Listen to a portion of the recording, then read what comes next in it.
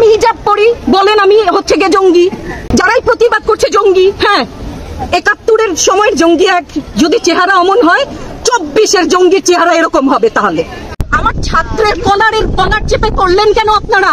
আমার ছাত্রের কলার, আমার ছাত্রের মুখে হাত দিলেন কেন? বাংলাদেশের মুখে চাপ ধরে আছেন। এই পুলিশ ভাইদেরকে বলি, এদের বাপ মা নাই, এদের আত্মীয় স্বজন নাই, এদেরকে কেউ বলে না যে তোমরা কি করছো? বুলেট আপনি দেখেছেন, বাবা মায়ের আর্তনাদ, অভিশাপ, আসমান কাঁপে। একটা মারবেন 10টা আসবো, 10টা মারবেন লক্ষ আসবো। সারা দেশের মানুষ, মা বাপ সব একসাথে দাঁড়াবো, কিছু হটবা না, ভয় পাবা না।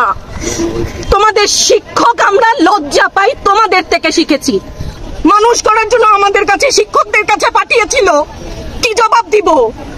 আমার তো কোনো মুখ নাই, আমি শিক্ষক, আমার ভাষা নাই, তাদের কাছে হাত জোড় করে মাপ চাই, নিরাপত্তা দিতে পারি নাই। মনে হয় রাস্তায় শহীদ হয়ে গেলে যদি এই লজ্জা আমার কিছুটা কাটে। সারা বিশ্ব জানে পুলিশের গুলিতে, সন্ত্রাসীর গুলিতে, আওয়ামী লীগের পোশাক, এই ছাত্রলীগের কর্মীর গুলিতে আর একটা কোনো ছাত্রের হাতে কোনো অস্ত্র দেখান। আমার মুগ্ধ মরলো কেন? ওই ছোট ছোট বাচ্চাগুলো মরলো কেন? আমার ছাত্রদেরকে টেনে টেনে ধরে নিয়ে যাচ্ছে, কি হিসাবে, কোন বিচারে? আমার বাচ্চাগুলো না খেয়ে আছে, আমার বাচ্চা, আমাদের বাচ্চা না খেয়ে আছে। আপনাদের ঘরে নাই? এই পুলিশ ভাইদেরকে বলি, এদের বাপ মা নাই, এদের আত্মীয় স্বজন নাই, এদেরকে কেউ বলে না যে তোমরা কি করছো? এদের সন্তানরা পেছনে নাই, এদের সন্তানদেরকে, এদেরকেও তো আমরা বড় করেছি, এদেরকেও তো আমরা শিক্ষা দিয়েছি।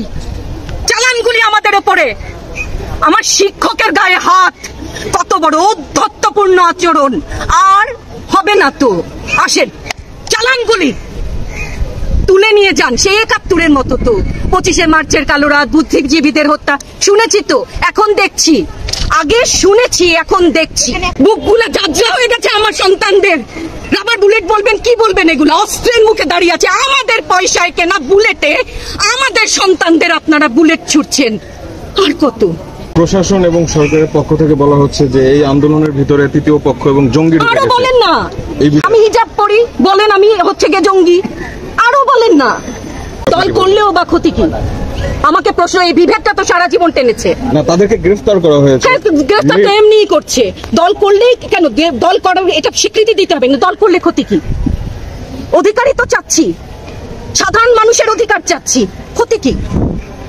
কেন বারবার আমাদেরকে এই কথাটা শুনতে হয়? এই বিভাজনের সুযোগ তো তারা বারবার নিয়েছে, আবার কেন? ভয় পাবা না, তোমাদের শিক্ষক আমরা লজ্জা পাই, তোমাদের থেকে শিখেছি। তোমরা যেমন আছো আমরাও আছি। আপনি নিরাপদ সংবাদ কর্মী, আপনি কি আত্মসম্মান বিসর্জন দিয়ে বিভিন্ন নিউজ, লেবুর বাম্পার ফলন নিউজ করতে হচ্ছে না? আপনারও লজ্জা লাগছে না আত্মীয় স্বজনের কাছে মুখ দেখাতে? পারছেন না তো, আপনার হয়ে আমি লড়ছি, আমাকে সহায়তা করেন। Thank you.